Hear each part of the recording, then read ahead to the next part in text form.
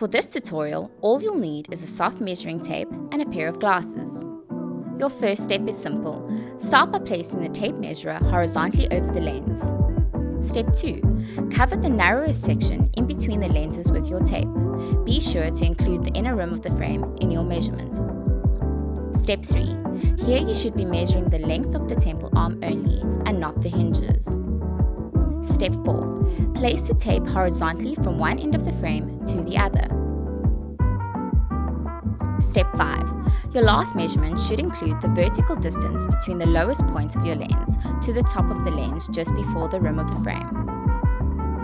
Pay attention to the unique code on the left temple arm's inner surface. You will find the first 3 measurements that you've just taken. And there you have it. That's how you measure your eyewear.